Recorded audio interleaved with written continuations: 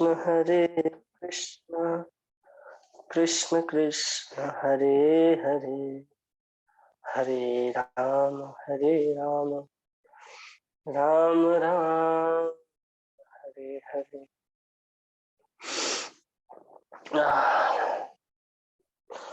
हरे कृष्णा। आप सभी का बहुत बहुत स्वागत है।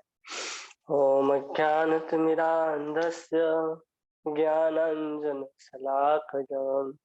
चक्षुरुन्मीलितं येन तस्मै श्री गुरवे नमः। श्रीचैतन्यमनोभीष्टं स्थापितं येन भूतले स्वयं रूप कदा मह्यं ददाति स्वपदान्तिकम्। वन्देऽहं श्रीगुरोः श्रीयुतपदकमलं श्रीगुरून् वैष्णवांश श्रीरूपं साग्रजातं सहगणा रघुनाथान्वितं तं सजीवं साद्वैतं सावधूतं परिजनसहितं कृष्णचैतन्यदेवं श्रीराधा कृष्णपादान् सहगणा ललिता श्रीविशाखान्वितांश। हे कृष्ण करुणा सिंधु दीनबंधु जगत्पते गोपेश गोपिका कांत राधा कांत नमोस्तुते। तप्त कांचन गौरांगी राधे वृंदावनेश्वरी वृषभानुसुते देवी प्रणमामि हरिप्रिये। वाञ्छाकल्पतरुभ्यश्च कृपा सिन्धुवैव च पतितानां पावनेभ्यो वैष्णवेभ्यो नमो नमः। जय श्री कृष्ण चैतन्य प्रभु नित्यानंद श्री अद्वैत गदाधर श्रीवासादि गौर भक्त वृंद। हरे कृष्ण कृष्ण कृष्ण हरे हरे हरे राम राम राम हरे हरे। गुरुवे गौरचंद्राय राधिकाय तदाले कृष्णाय कृष्ण भक्ताय तद्भक्ताय नमो नमः। हरे कृष्ण। आप सभी का इस भागवत संघ में बहुत बहुत स्वागत है। इस भागवत संघ में हम लोग स्कंद 1 अध्याय 3 श्लोक संख्या 5 के ऊपर चर्चा करेंगे, जिसमें भगवान कैसे नाना प्रकार के रूप धारण करते हैं, अलग अलग स्वरूप में अपना विस्तार करते हैं, उसके विषय में यहाँ पर कहा जा रहा है। एतान अवताराणां निधानं बीजम अव्ययम यस्यांसेन सृज्यते देवतिर्यग्रादये। कह रहे हैं एतान अवताराणां निधानं बीजम अव्ययम यस्यांश अंशा अंशेन सृज्यन्ते देवतिर्यग्रादये। कह रहे हैं कि यह रूप पुरुष के द्वितीय प्राकट्य ब्रह्मांड के अंदर नाना अवतारों के स्रोत तथा अविनाशी बीज हैं। इसी रूप के कणों तथा अंशों से देवता, मनुष्य इत्यादि विभिन्न प्रकार के जीव उत्पन्न होते हैं। द्वितीय पुरुष कौन है? द्वितीय पुरुष स्वरूप है जो गर्भोदक्षाय विष्णु हैं, जिन्होंने इस ब्रह्मांड के भीतर अपने आप को रखा है, अपना विस्तार किया है। वो गर्भोदक्षाई विष्णु के बारे में यहाँ पर चर्चा हो रही है। तात्पर्य में प्रभुपाद जी से विस्तार से समझाते हैं। महत तत्व में असंख्य ब्रह्मांडों की सृष्टि कर लेने के बाद यह पुरुष इन ब्रह्मांडों के प्रत्येक में द्वितीय पुरुष गर्भोदक्षाई विष्णु के रूप में प्रविष्ट होते हैं।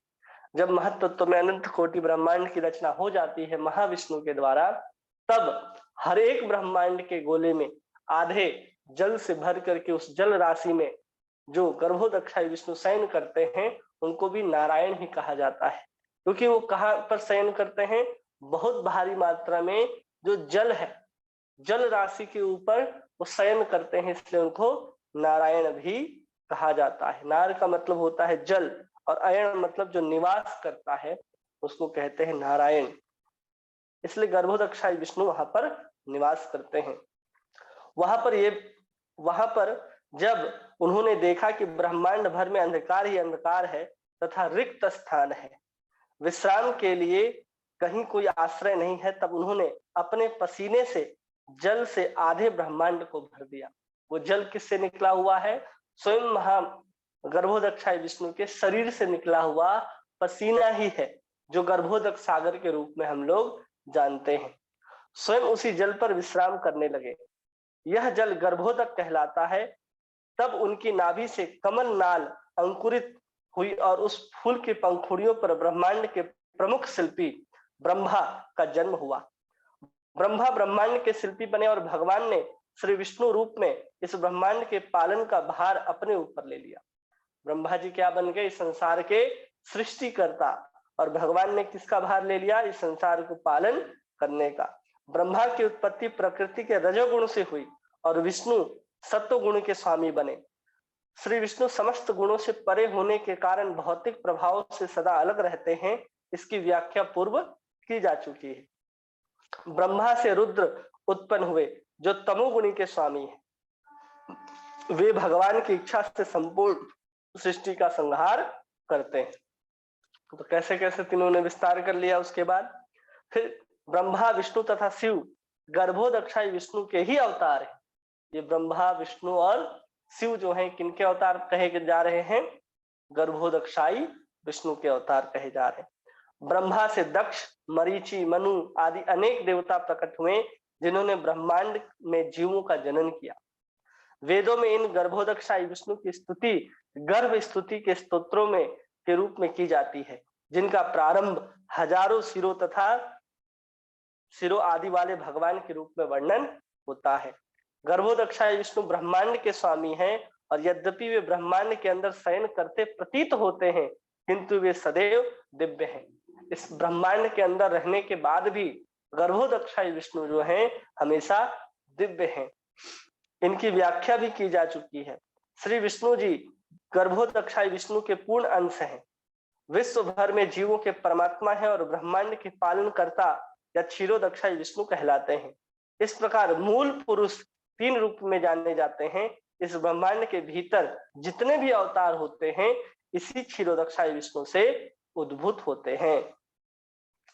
विभिन्न युगों में भिन्न भिन्न अवतार होते हैं। वे असंख्य हैं किंतु कुछ अत्यंत महत्वपूर्ण है।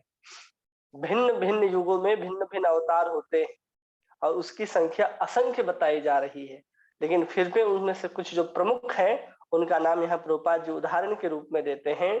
मत्स्य, कूर्म, वराह, श्री राम, नरसिंह, वामन तथा अनेक दूसरे अवतार। ये अवतार लीला अवतार कहलाते हैं।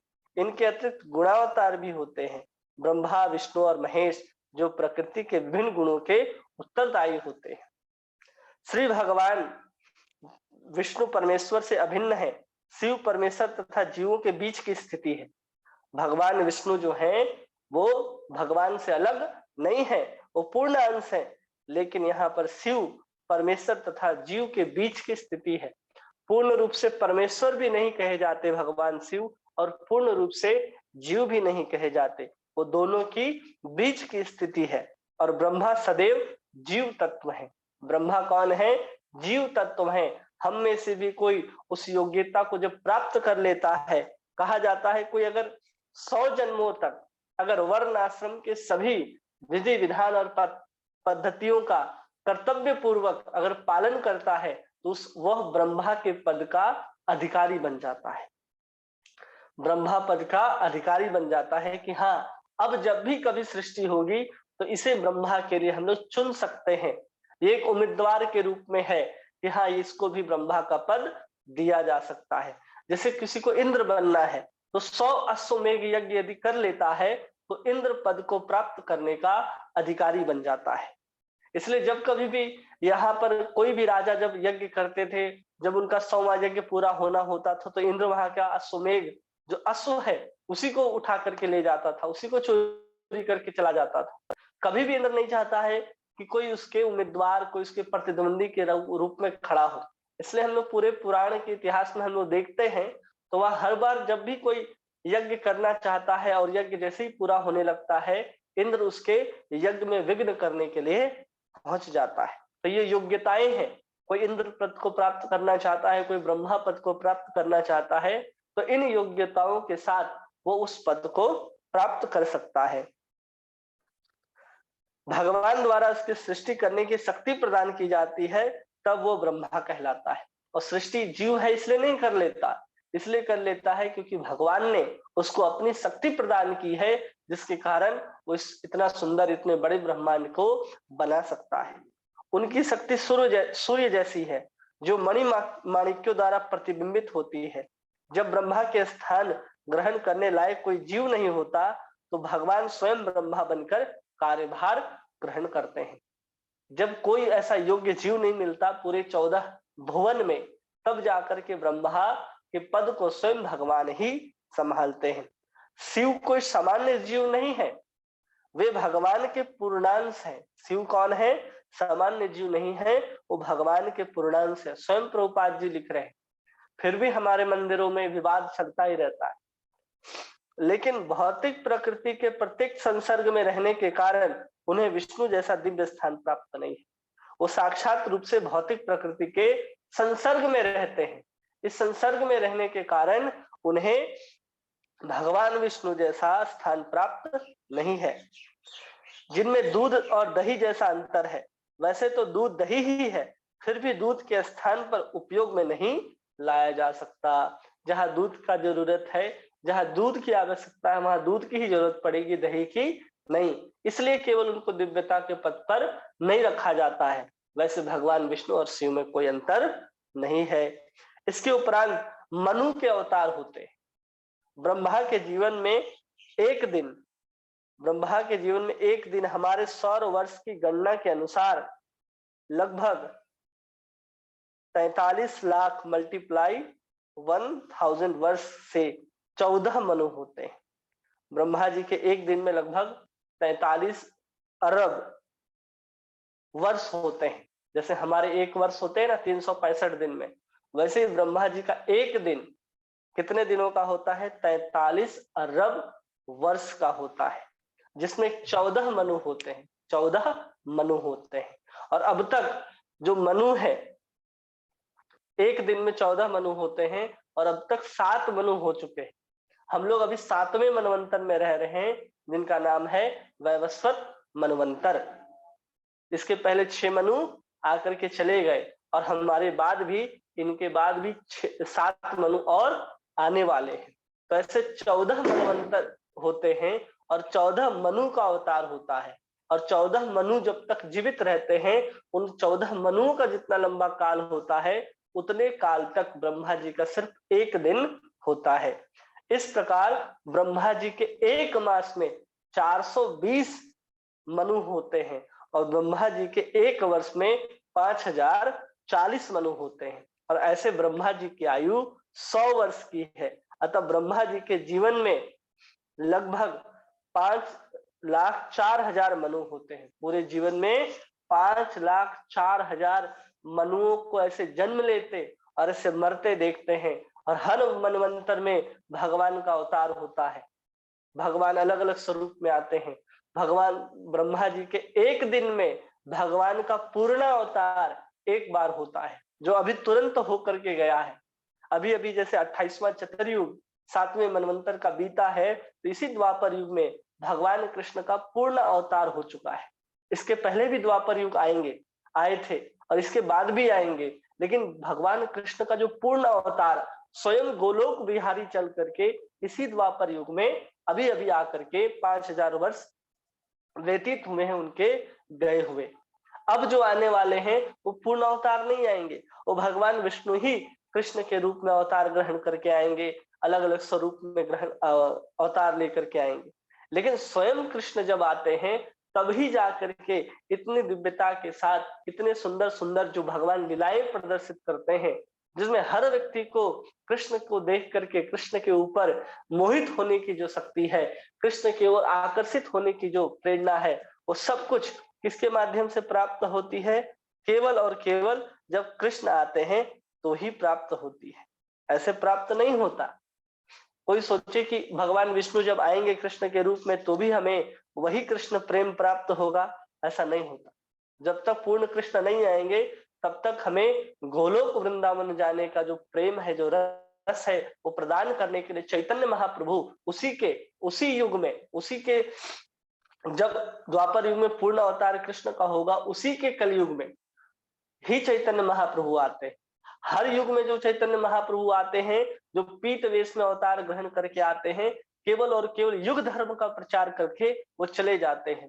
लेकिन जो वास्तविक में हमें जो कृष्ण प्रेम चाहिए, जो गोलोक वृंदावन का जो भाव चाहिए, जिसमें हम किसी सखी के, किसी गोपी, किसी मंजरी के अनुगत्य रह करके गोलोक वृंदावन में जाकर के कृष्ण की सेवा करने में निमग्न होने वाले हैं, वो वास्तविक रस उसको देने के लिए जब आएंगे, जब कृष्ण का पूर्ण अवतार होगा, तो ही वही कृष्ण चैतन्य महाप्रभु के रूप में अवतार लेकर के आते हैं। इसलिए बहुत सुंदर सुंदर उनके लीलाओं को पद के रूप में हमारे आचार्यों ने लिखा है कि कितना सुंदर वो लोग खेलते हैं। तो यहाँ एक लीला है, एक लाइन लिखा है, आज निकुंज मंजू में खेलत नवल किशोर नवीन किशोरी, अति अनुपम अनुराग परस्पर सुनी अभूत भूतल पर जोरी। जब निकुंज में राधा और कृष्ण खेल रहे हैं, तो खेलते खेलते जब वो सुंदर सेज लगा होता है, फूलों की सुंदर चारों तरफ बिछाई होती है, जिसके ऊपर वो लोग बैठते हैं, उठते हैं, खाते हैं, तो वहां जब खेल रहे थे तो ऐसा लग रहा है कि धीरे धीरे वो कहाँ पर आ गए, खेलते लड़ते भिड़ते जमीन पर आकर के गिर जाते हैं। और कैसा लगता है, विद्रुम फटिक विविध निर्मत धर नव कर्पूर पराग न थोरी। और ऐसा लग रहा है जैसे धूल जो है वो उनके ऊपर चढ़ गया है, तो कैसा लग रहा है, स्फटिक मणि के समान ये सब दिखाई दे रहे हैं। तो ऐसे सुंदर सुंदर लीलाओं का सुंदर वर्णन जो है, वो जब कृष्ण पूर्ण अवतार के रूप में आएंगे तो ही हमको देखने सुनने के लिए मिलेगा, अन्यथा नहीं मिलेगा। इस बात को हमें ध्यान रखना चाहिए। इसलिए इस बार चैतन्य महाप्रभु हमारे ऊपर कृपा करने के लिए आए हैं, तो हमें सजग रहना चाहिए, हमें बिल्कुल ध्यान देना चाहिए कि हम उसी उचित काल में, उचित समय में हमारा भी जन्म हुआ है, जिसके कारण हम उनके सिद्धांतों को यथारूप में समझ पा रहे हैं, जो चैतन्य महाप्रभु ने हम लोगों को दिया है। हम लोग कई बार कहते हैं कि अरे चैतन्य महाप्रभु का जब जन्म हुआ उसी समय हम लोग आ जाते, या कृष्ण जब अवतार लिए उसी समय हम लोग आ जाते। तो बहुत सारे जीव हैं उस समय भी अवतार लिए, लेकिन सबके ऊपर भगवान कृष्ण की कृपा कहाँ हुई। अब दुर्योधन भी सामने से लड़ रहा था, लेकिन दुर्योधन के ऊपर कहाँ कृपा हुई, जरासंध के ऊपर कहाँ कृपा हुई। सबको भगवान ने अपने भक्तों के द्वारा मरवा दिया, तो इनको भगवत धाम की प्राप्ति तो हुई नहीं, ये तो गोलोक वृंदावन गए नहीं। अगर हम उस समय भी आते तो शायद हो सकता था, हम जितने लालची हैं, जितने लोभी हैं, हमको भी दुर्योधन अपने पक्ष में रख लेता, तो उस समय भी हम भगवान के उस धाम में नहीं पहुंच पाते जो चाहिए था, गोलोक वृंदावन। और जब चैतन्य महाप्रभु आए तो भी हम चाहते थे कि हम जन्म लें, लेकिन उस समय भी हम लोगों ने जन्म नहीं लिया। जब चैतन्य महाप्रभु थे तो कितने लोग जानते थे कि स्वयं गोलोक विहारी जो है वो चैतन्य महाप्रभु के रूप में आए हैं। कितने लोग केवल और केवल स्वरूप दामोदर जानते हैं, राय रामानंद जानते हैं, स्वरूप दामोदर सार्वभौम भट्टाचार्य जानते हैं, रूप गोस्वामी जानते हैं, ये सब जानते हैं। लेकिन ये लोग कहीं खुल करके प्रकट नहीं करते थे कि साक्षात कृष्ण ही इस स्वरूप में आए हैं। केवल चैतन्य चरितामृत में हम लोग देखते हैं कि कोई भी भगवान के रूप में संबोधित कर देता था चैतन्य महाप्रभु को, तो डांटने लग जाते थे, क्रोधित हो जाते थे उनके ऊपर कि मुझको भगवान मत कहो। तो उस समय भी जब हम लोग अवतार लेते तो शायद हम लोग नहीं पहचान पाते, और हम लोग भी उनकी अवहेलना कर देते। जैसे बहुत सारे जीव उस समय भी थे, बहुत लोगों का उद्धार हुआ चैतन्य महाप्रभु के समय में। जितना उद्धार कृष्ण ने अवतार लेकर के नहीं किया, उससे ज्यादा उद्धार चैतन्य महाप्रभु ने किया। और आज तक उनकी कृपा से ही हम सबके जीवन में कृष्ण की भक्ति प्राप्त हो रही है। उन्होंने ही अपने सिद्धांत को इन षड गोस्वामियों के माध्यम से हमारे सामने प्रस्तुत किया। अगर हम उस समय होते तो हम समझ भी नहीं पाते। आज जिस मायापुर को जाकर के हम लोग दर्शन करते हैं, जहाँ देखते हैं कि यहाँ चैतन्य महाप्रभु का जन्म हुआ था, यहाँ ये सब कुछ हुआ था, वो हम लोग देख भी नहीं पाते। जब वृंदावन हम लोग दर्शन करने के लिए जाते तो क्या देखते, जब चैतन्य महाप्रभु के समय आते तो न राधा कुंड जानते न श्याम कुंड जानते, क्योंकि चैतन्य महाप्रभु ने ही श्याम कुंड राधा कुंड की खोज की है। क्या लीला कहाँ पर होती है, सब चैतन्य महाप्रभु की कृपा से ही इस सारे गोस्वामियों ने हमारे सामने इस लीला स्थलियों को रखा है। तो उस समय भी अवतार लेकर के हम उतनी चेतना के साथ, उतनी तीव्रता के साथ और उतने कृष्ण भावनाओं को जगाने के लिए भिन्न भिन्न लीला स्थलियों को जो आज हम लोग देखते हैं, शायद उस समय हम लोग नहीं जान पाते, नहीं देख पाते, तो हम कृष्ण से पूर्ण तरह आकर्षित या जुड़ नहीं सकते थे। इसलिए हमारा ये सौभाग्य है कि हम लोग उस समय जन्म ले रहे हैं जब प्रभुपाद जी ने इस सुंदर कृष्ण भावना भावित संघ की स्थापना कर दी। तब जाकर के उनके इन सरल शब्दों के माध्यम से हम इन बड़े बड़े सिद्धांतों को आसानी से समझ करके अपने जीवन में कृष्ण को उतारने का, कृष्ण को लाने का प्रयास कर रहे हैं। ये हम लोगों का बहुत बड़ा सौभाग्य है। लेकिन कई बार हम लोग सोचने लग जाते हैं, नहीं हमारा जन्म उस समय हुआ होता तो जितने आसानी से आज हम लोग चीजों को समझ रहे हैं, शायद उस समय हम लोग नहीं समझ पाते। और सीधे चैतन्य महाप्रभु तो ऐसा नहीं होता कि हमें भी गले लगा लेते और सीधा कृष्ण प्रेम प्राप्त हो जाता। उस समय कोई चैतन्य महाप्रभु को देख करके हाँ कृष्ण कर देता, कह देता, उसके मुख से जब कृष्ण का उच्चारण मात्र से उसी क्षण उसे कृष्ण का प्रेम प्राप्त हो जाता था। और वही आज सब नाम को केवल ग्रहण करने से हमें प्राप्त होने वाला है। लेकिन वो नाम कैसा होना चाहिए? निरअपराध, किसी प्रकार का अपराध नहीं हो नाम ग्रहण करने समय, तब जाकर के हमें शुद्ध कृष्ण प्रेम जो है वो प्राप्त होगा अब के समय में। इसलिए कभी भी ऐसा नहीं सोचना चाहिए कि हमें उस समय अगर जन्म लिया होता, उस समय अगर हम जन्म लिए होते तो बहुत अच्छा होता। जबकि उससे अच्छा है कि हमें भगवान ने इस समय जन्म लिया जिस समय इतने सारे आचार्य, इतने सारे लोग भक्ति करते हुए दिखाई दे रहे हैं। उस समय तो मुगलों का शासन था, शायद आप मुगल बन गए होते, आपका धर्म परिवर्तन कर दिया गया होता। ऐसे बहुत सारे संभावनाएं हैं, और होंगे भी तो किसी जानवर के योनि में होंगे, किसी कीट, किसी पक्षी की योनि में होंगे, या किसी अन्य लोक में होंगे, ये कोई नहीं जानता। इसलिए अभी जो हमारा अवसर प्राप्त हुआ है, ये सबसे महत्वपूर्ण अवसर है। ये अवसर अगर चूक गया तो दोबारा इस जीवन में तो प्राप्त होने वाला नहीं है। अगले जन्म में हम कौन सा शरीर धारण करेंगे, किस धाम में, किस लोक में होंगे, कोई नहीं जानता। इसलिए अभी चैतन्य महाप्रभु की कृपा इस कलयुग में बरस रही है, और लगभग आगे 10,000 वर्षों तक ऐसे ही चैतन्य महाप्रभु की कृपा जो है लोगों के, पतित जीवों के ऊपर होती जाएगी। इसलिए हमें इस अवसर का लाभ उठाते हुए लोगों को कृष्ण भावना भावित होने के लिए उत्साहित, प्रेरणा भी बनना है, और स्वयं कृष्ण भावना को ग्रहण करके स्वयं के जीवन को धार करके भगवान के धाम में प्रवेश कर जाना है। आगे कहते हैं, इनमें से प्रत्येक में से एक एक ब्रह्मा होते हैं। ब्रह्मांडों की संख्या अनगिनत है, और इन ब्रह्मांडों में एक एक ब्रह्मा होते हैं। ये सब पुरुषों के श्वास छोड़ने और लेने जितने समय तक उत्पन्न तथा विनष्ट होते हैं। जब महाविष्णु सांस लेंगे तब ये जितने भी ब्रह्मा है वो समाप्त हो जाएंगे। केवल ब्रह्मा जी की आयु भी कितनी है? केवल एक बार श्वास लेंगे महाविष्णु तो इनका भी खेल समाप्त हो जाएगा। लेकिन उनकी सांस लेने की अवधि कितनी लंबी है, इतनी लंबी है कि हम उसको कल्पना भी नहीं कर सकते। हमारे कैलकुलेटर में वो नंबर आएगा ही नहीं। पुरुष के एक श्वास काल में लाखों मनु होते हैं।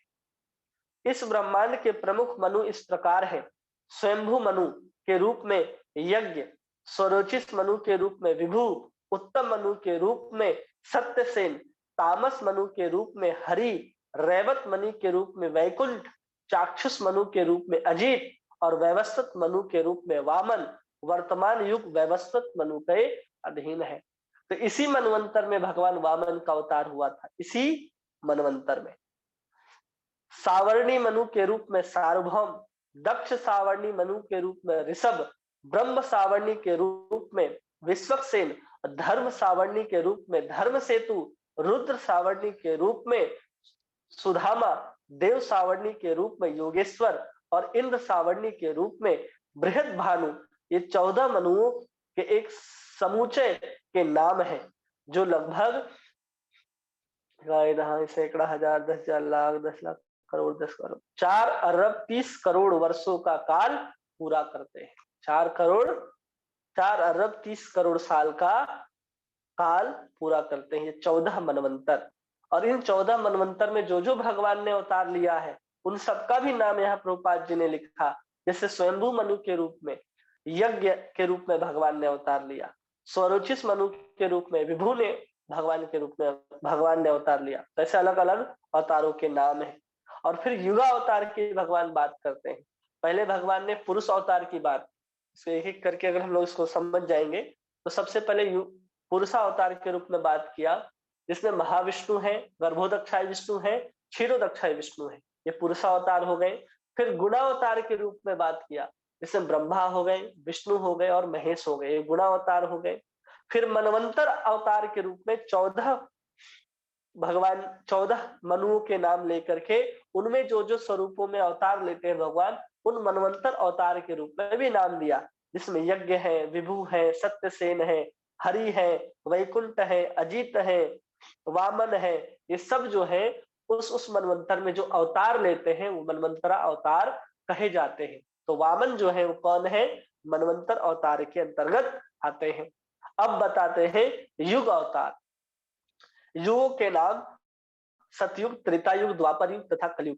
प्रत्येक युग में अवतारों के रंग भिन्न होते हैं। ये रंग श्वेत, लाल, काला तथा पीला होता है। द्वापर युग में श्री कृष्ण काले रंग में प्रकट हुए, कलयुग में चैतन्य महाप्रभु पीले रंग में प्रकट हुए। तो यहाँ युग अवतार की भी बात आ गई। जैसे सतयुग में हंस अवतार को भी युग अवतार कहा जाता है। इस प्रकार शास्त्रों में भगवान के समस्त अवतारों का उल्लेख मिलता है। किसी भी धूर्त के लिए अवतार बनाने की गुंजाइश नहीं है। हम किसी को भी भगवान का अवतार बना देते हैं। जैसे आजकल चल रहा है ना कि कोई किसी को भी भगवान बना दिया गया। जैसे सबसे ज्यादा महाराष्ट्र में है कि लोग साईं बाबा को भगवान मानते हैं, जबकि वो भगवान नहीं है।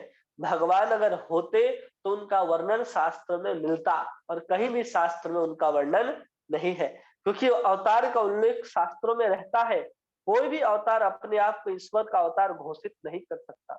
कल जाकर के हम कहें कि हम ईश्वर के अवतार हैं, तो ये प्रमाण होना चाहिए कि शास्त्र में वो सब है और वो सब लक्षण हमारे ऊपर भी घटित होते हैं। तब जाकर के कोई भगवान किसी को स्वीकार किया जा सकता है कि हाँ ये भगवान का अवतार है, अन्यथा सब धूर्त और मूर्ख है। प्रभुपाद जी तो कहते हैं अगर कोई कहता है कि हम भगवान के अवतार हैं तो उसको कहो कि वो विश्व रूप दिखाए अपना, जैसे अर्जुन को दिखाया गया था।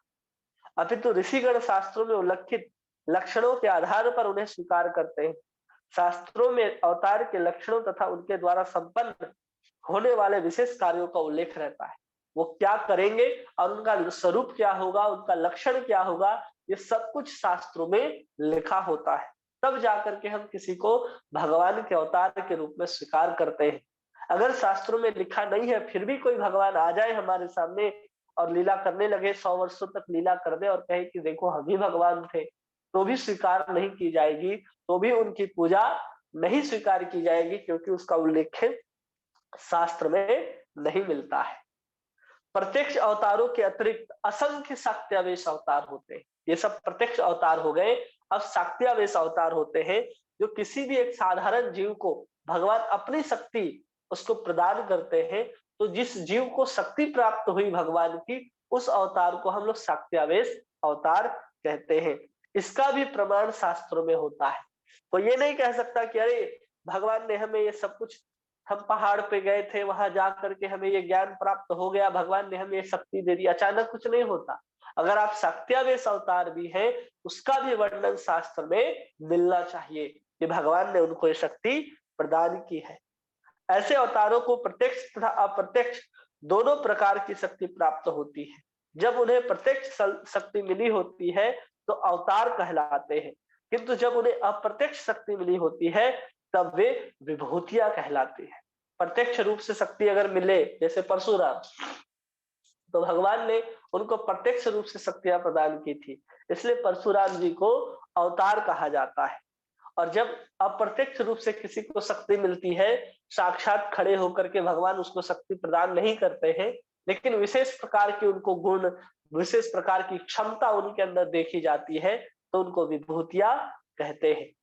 यहाँ उदाहरण भी देते हैं। प्रत्यक्ष शाक्त्यावेश अवतार में कुमारगण, जो 4 कुमार हैं, वो प्रत्यक्ष शाक्त्यावेश अवतार है। नारद जी, पृथु जी, शेष, अनंत आदि, ये शाक्त्यावेश अवतार है। जहां तक कि विभूतियों का संबंध है, तो इनका स्पष्ट वर्णन भगवत गीता के विभूति योग में हुआ है।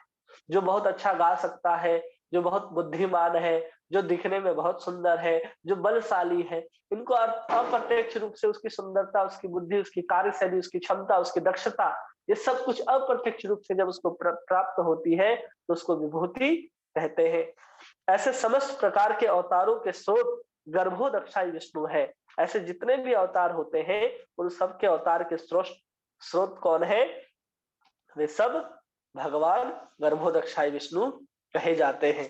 तो ऐसे 6 प्रकार के अवतारों का वर्णन यहाँ पर किया गया। सबसे पहले पुरुष अवतार, गुण अवतार, मनवंतर अवतार, लीला अवतार, शक्त्यावेश अवतार और युग अवतार, ये 6 अवतार है। इस तात्पर्य में कितने अवतारों का वर्णन किया गया? 6 अवतारों का वर्णन किया गया। सबसे पहले पुरुष अवतार। पुरुष अवतार में हम लोग समझ गए कि 3 विष्णु के रूप में, एक महाविष्णु, एक गर्भोदक्षाई विष्णु और तीसरे क्षीरोदक्षाई विष्णु, ये पुरुष अवतार हो गए। फिर होते हैं गुण अवतार, ब्रह्मा, विष्णु और महेश। फिर मनवंतर अवतार की बात कही गई, जहां यज्ञ है, विभु है, चाक्षुष है, अजित है, वैकुंठ है, जहां पर वामन है। ये सब कौन हो गए? ये सब हो गए मनवंतर अवतार। फिर बताए गए युग अवतार। युग अवतार में हर युग में भगवान जब अवतार लेते हैं तो उनको उनके विशेष रंग के द्वारा हम उनको पहचानते हैं। सतयुग में सफेद है, फिर त्रेता में लाल है, फिर द्वापर में काले हैं और फिर कलयुग में पीले। ऐसे युग अवतार के रूप में उनका वर्णन किया गया। और फिर उनका वर्णन आगे किया जा रहा है शक्त्यावेश अवतार के रूप में। जब भगवान किसी को साक्षात रूप में शक्ति प्रदान करते हैं प्रत्यक्ष रूप से, तो उनको शक्त्यावेश अवतार कहते हैं। जब अप्रत्यक्ष रूप से किसी को शक्तियां प्राप्त होती हैं तो उनको विभूति के रूप में हम लोग जानते हैं। तो ऐसे 6 अवतारों का वर्णन यहाँ पर किया गया है। पुरुष अवतार, गुणावतार, मनवंतर अवतार, लीला अवतार। लीला अवतार के रूप में वर्णन हुआ जैसे नरसिंह है, वामन है, या फिर श्री रामचंद्र है। ये सब कौन है? ये सब कृष्ण है, ये सब लीला अवतार है। और फिर युग अवतार और फिर छठा में शाक्त्यावेश अवतार। तो भगवान के 6 प्रकार के अवतार होते हैं। उन 6 प्रकार के अवतारों को ही यहाँ पर अलग अलग 24 अवतारों के रूप में अब सूत गोस्वामी वर्णन करेंगे। जो प्रश्न पूछा गया था सौनक आदि ऋषि के द्वारा कि भगवान ने कितने अवतार लिए और अवतार लेने का कारण क्या है, तो एक श्लोक में सूत गोस्वामी सौनक आदि ऋषि को उत्तर देते चले जाएंगे कि पहला अवतार इसलिए हुआ और क्यों हुआ, उन्होंने क्या किया। एक ही श्लोक में इसका वर्णन करते हुए सूत गोस्वामी चलते जाएंगे। जब आगे जब समाप्त होने लगेगा तब वही सौनक आदि ऋषि फिर से प्रश्न पूछेंगे, नहीं हमें ये लीला विस्तार से सुननी। तब वो विस्तार से जब सुनाना चाहेंगे तब सुखदेव गोस्वामी आते हैं इस स्कंद के अंत में, और तब वो विस्तार से लीलाओं को सुनाना आरंभ करते हैं। तो अभी आज का जो ये तात्पर्य है पूर्ण हुआ। हमें लगता है कि सबको सभी बातें समझ में आई होंगी स्पष्ट रूप से, किन्हीं को नहीं आई होंगी। तो एक बार अगर आप स्वयं से तात्पर्य को पढ़ लेंगे तो उम्मीद करते हैं कि आपको ये बात समझ में आ जाएगी। किन्हीं का कोई प्रश्न है, कोई प्रश्न पूछना चाहते हैं, किसी की कोई टीका टिप्पणी है तो कर सकते हैं। कोई भी प्रभु जी, माता जी।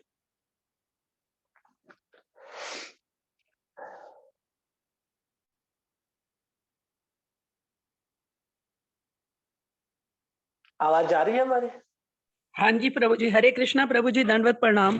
दंडवत प्रणाम प्रभु जी, बहुत बहुत अच्छी तरह से बताया। पढ़ा तो था 6 अवतारों के बारे में, मगर आपने आज बहुत अच्छी तरह से हमें समझाया। मुझे तो आज ही पता चला कि जो भगवान शंकर हैं वो भी मतलब कृष्ण के अवतार हैं। और मतलब जो क्या कहते हैं ना, वो मतलब जीव है पूरी तरह से और ना ही ईश्वर है, मतलब बीच की स्थिति में। बहुत अच्छा था प्रभु जी, बहुत ही अच्छे से समझाया। अभी हमें खुद पढ़ना पड़ेगा एक बार ये सारे अवतारों के बारे में ना। हाँ दोबारा से सुनेंगे आप। और किन्हीं का कोई प्रश्न है, कुछ बोलना चाहते हैं, कुछ बताना चाहते हैं?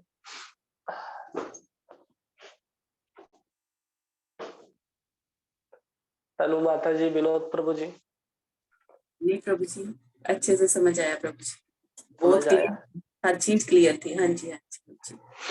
ओजस्वी माता जी, आपका कोई प्रश्न?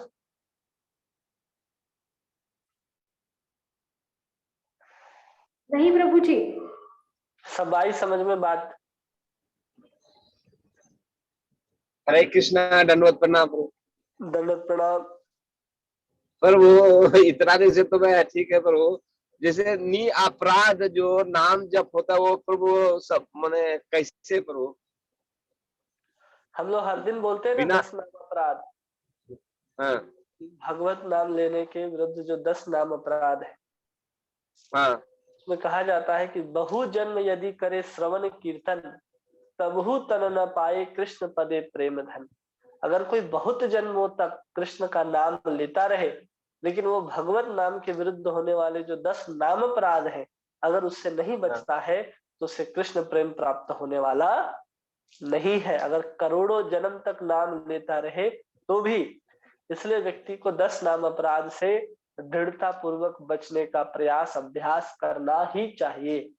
जिसमें पहला नाम अपराध होता है उन महाभागवतों तथा वैष्णवों की निंदा करना जिन्होंने अपना संपूर्ण जीवन भगवत नाम के प्रचार प्रसार हेतु समर्पित कर दिया हो। शिव ब्रह्मा आदि देवी देवताओं को भगवान के समान अथवा उनसे स्वतंत्र समझना। तीसरा है गुरु के आदेशों की अवज्ञा करना। चौथा है वैदिक शास्त्रों तथा प्रमाणों का खंडन करना। पांचवा है कि हरे कृष्ण महामंत्र को वेदों में वर्णित एक शुभ सकाम या कर्म कांड के समान समझना। छठा है भगवान के नाम पर अर्थवाद का आरोप करना। सातवां भगवान के नाम के बल पर पाप करना। आठवां है कि इतने भगवान का जो नाम है, भगवान की जो कीर्ति है, उसको वेद में वर्णित एक शुभ सकाम कर्म कांड है उसके समान समझ लेना। नौवां है अश्रद्धालु व्यक्ति को भगवान नाम का उपदेश देना। 10वां है कि इतनी अगाध महिमा सुनने पर भी भौतिक विषय आसक्ति बनाए रखना और कृष्ण के नाम के ऊपर ध्यान न देना। ये 10 प्रकार के नाम अपराध होते हैं। इन 10 नाम अपराधों से हम सबको बचने का प्रयास करना चाहिए। अगर इन 10 नाम अपराध से बच करके कोई भी जीव कृष्ण का नाम लेता है तो इसी जीवन में वो कृष्ण के प्रेम को प्राप्त कर सकता है। हरे कृष्णा। पर वो नाम के बल पर पाप करना, इसका मतलब क्या? तो ये तो मैं पढ़ते तो 10 अपराध है, ठीक है। ये जैसे नाम के बल पर पाप करना, ये क्या है प्रभु? नाम के बल पर पाप करना ये क्या है? अगर कोई भी व्यक्ति कोई भी पाप कर रहा है, कोई भी कैसा भी आचरण कर रहा है, वो जानता है कि जो नाम है उसमें इतनी सामर्थ्य है कि हमारे अनंत जीवन के पाप राशियों को जला करके नाश कर सकती है। तो इस जीवन में जानबूझ करके जब अपने जीवन में पाप करता जाए और ये सोचता रहे कि हरि नाम लेकर के हम उस पाप को मिटा देंगे, तो ये हो गया नाम के बल पर पाप करना। हरे कृष्ण। हरे कृष्णा। हरे और कृष्णा किन्हीं का? प्रभु जी। हरे कृष्ण माता जी। अगर कभी ऐसा हो जाए प्रभु जी, मतलब वैसे कभी होगा नहीं, बट मान लो जैसे हम लोग नियम पालन करते हैं ना 4, कभी ऐसा हाँ। वक्त आ जाए प्रभु जी जीवन में कि हम 16 माला ना कर पाए, तो क्या होगा प्रभु जी? कभी हम 16 माला नहीं कर पाए तो उस परिस्थिति में जो आपका माला एक दिन का जो छूट गया है उसको दूसरे दिन आपको पूरा करना ही पड़ेगा। अच्छा, मतलब उसको हम अगला दिन कर सकते हैं? कर सकते हैं, लेकिन ये इमरजेंसी है, उचित नहीं है। अगर हाँ जी, हाँ जी, मतलब ऐसे नहीं, मगर कभी मैं यही सोच रही थी कि कभी ऐसा ही वक्त आ जाए प्रभु जी लाइफ में। नहीं तो कर सकते हैं, लेकिन उचित नहीं है। हाँ जी प्रभु। क्योंकि प्रत्येक दिन नाम लेने का महत्व है। कल का आज, आज का कल, ऐसा होता तो कल का आज ही लेकर के बैठ जाते, चलो 64 माला करते हैं, 4 दिन छुट्टी। 4 दिन की छुट्टी। हाँ, इसलिए हाँ ऐसा जी। नियम प्रभुपाद जी ने नहीं बनाया। एकदम इमरजेंसी है तो आप ऐसा कर सकते हैं। चलो आज एकदम हो ही नहीं सकता, जैसे कई बार होता है कि हम लोग जन्माष्टमी की सेवा में लगे रहते हैं तो उस दिन हम लोग का 16 माला नहीं हो पाता, तो हम लोग उसको फिर अगले दिन पूरा करते हैं। जी प्रभु। वो साल में एक बार चलता है, ना हो तो और अच्छा। हाँ जी प्रभु। ठीक है, और किन्हीं का कोई प्रश्न? हरे कृष्णा प्रभु जी, हरे दंडवत कृष्णा, प्रणाम। दंडवत प्रणाम। अ, आपने बताया कि जब ब्रह्मा जी मतलब कोई अगर जीव ब्रह्मा बनना चाहता है तो उनको इतने इतने साल तपस्या करनी होती है, ये हो। तो बृहद भागवतम में हमने पढ़ा था, उनका नाम हाँ, भूल गए, उनको तो डायरेक्टली ब्रह्मा जी का पद दिया गया था ना। डायरेक्टली जब किसी को ब्रह्मा जी का पद दिया जाता है तो उसमें उस समय जो भी व्यक्ति वहां पर प्राप्त हो रहा है, जैसे वहां पर गोप कुमार वहां पर गए हैं, तो गोप कुमार अपने उनके पास जो गुरु के द्वारा प्राप्त जो गोपाल मंत्र है, उस मंत्र के शक्ति के प्रभाव से वो वहां पर पहुंचे और उनको ब्रह्मा जी का पद दिया गया। तो जब किसी को ब्रह्मा जी का पद दिया जाता है तो ब्रह्मा जी का पद खाली नहीं होना चाहिए। ऐसे ही थोड़ी किसी को बैठा दिया जाएगा, चलो खाली करो, एक व्यक्ति आ गया है। तो उस समय का काल वैसा समय आया था, तो उस समय दिया गया था ब्रह्मा जी के पद का। और उन्होंने जैसे इंद्र, ऐसे मतलब जैसे अभी इतनी इंद्र, तपस्या वगैरह भी। तपस्या और भगवान की भक्ति दोनों में बहुत अंतर है। कोई अगर क्षण भर के लिए भी भक्ति करे तो ब्रह्मा क्या, वो तो भगवान के बगल में बैठने का अधिकारी हो जाता है। तो वो तो गोप कुमार के रूप में भगवान की भक्ति ही कर रहे थे, लेकिन उस रूप में वो आनंद की खोज कर रहे थे, इसलिए वो अलग अलग लोकों में जाकर के उस पद के ऊपर प्रतिष्ठित होकर के उस सुख भोग को भोग करके वो देखना चाहते थे कितना आनंद है। फिर जब वो भोग लेते थे तो पता चलता था इसमें भी कोई आनंद नहीं है, इसलिए उनको उस पद को दिया गया। जैसे वही गोप कुमार जब स्वर्ग गए थे तो उस समय ब्रह्म हत्या के अपराध के कारण इंद्र वहां से छिप करके भाग गए थे और किसी कमल के सरोवर के कमल दाल के भीतर जाकर के छिपे थे। जब तक वो छिपे थे तब तक ये इंद्र के पद पर बैठे थे। तो ऐसे बहुत सारी कहानियां हैं, बहुत सारी कथाएं हैं। जो भगवान की भक्ति से बढ़कर के कोई तपस्या नहीं है, कोई यज्ञ नहीं है, कोई पूजा नहीं है, कोई व्रत, कोई उपवास नहीं है। अगर कोई भगवान की भक्ति, केवल भगवान की भक्ति ही करता है तो क्षण भर भक्ति करने के बाद ही आपको ब्रह्मा का पद प्राप्त हो जाता है। एक बार आपके मुख से कृष्ण नाम निकला, आप अधिकारी हो गए ब्रह्मा के पद को प्राप्त करने का। लेकिन आपके अंदर उस योग्यता के आधार पर देखा जाएगा कितने सारे जीव हैं, जब हमारा नंबर आएगा तो हम भी बन जाएंगे। इसलिए कृष्ण का नाम और कृष्ण की भक्ति से ऊपर न तपस्या है, न यज्ञ है, न पूजा है, न व्रत है, न उपवास है, कुछ भी नहीं।